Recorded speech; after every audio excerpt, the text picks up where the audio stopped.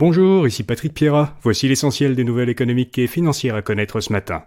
Les 15 milliardaires technologiques les plus riches au monde ont collectivement perdu plus de 500 milliards de dollars américains, selon le Bloomberg Billionaires Index, un classement qui regroupe les plus grandes fortunes au monde.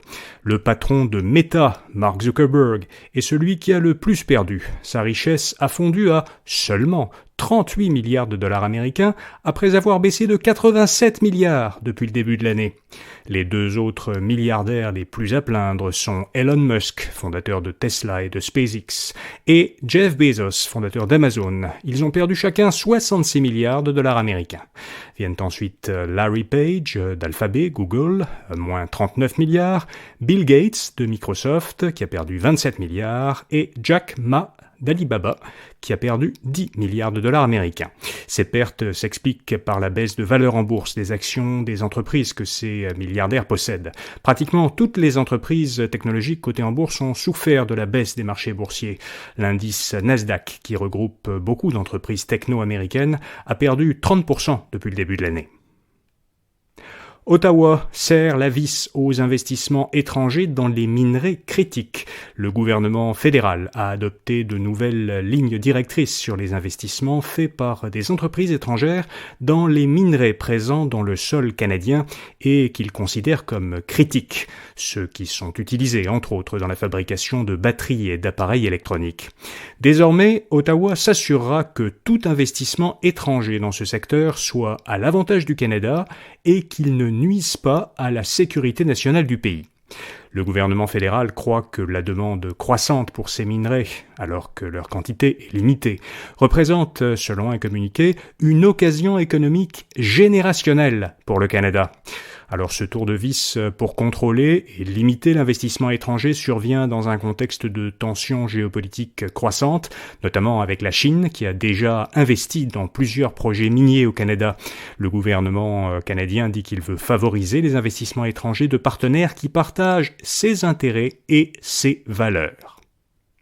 Et puis Ottawa va émettre des obligations de souveraineté de l'Ukraine.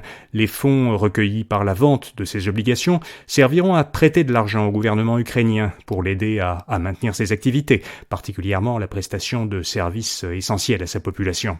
Ces obligations seront d'une durée de 5 ans, leur taux de rendement sera annoncé prochainement. Le Canada devient ainsi le premier pays hors d'Ukraine à émettre des obligations pour soutenir le gouvernement ukrainien.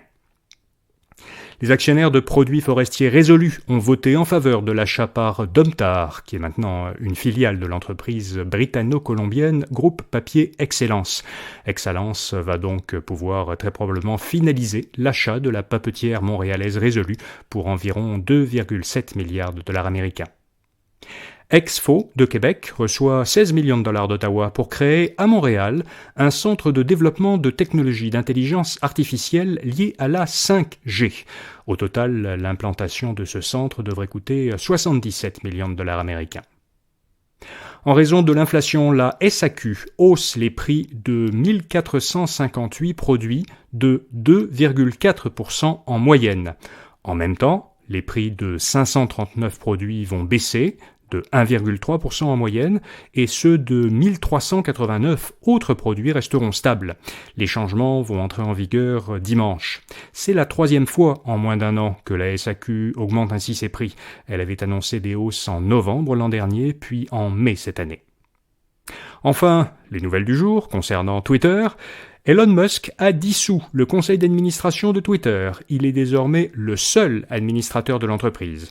Parmi les 9 administrateurs qui ont été ainsi remerciés se trouve le Québécois d'origine Patrick Pichette. Il avait présidé le conseil d'administration de Twitter en 2020 et 2021 et il y siégeait encore jusqu'à ces derniers jours. Selon le New York Times, Elon Musk devrait bientôt nommer un nouveau conseil d'administration. Voilà, vous savez l'essentiel. Pour un tour d'horizon plus complet de l'actualité, allez à infobref.com pour voir nos infolettres du matin et du soir. Infolettres auxquelles, bien sûr, vous pouvez vous abonner gratuitement pour les recevoir par courriel. Merci, bonne journée et à demain.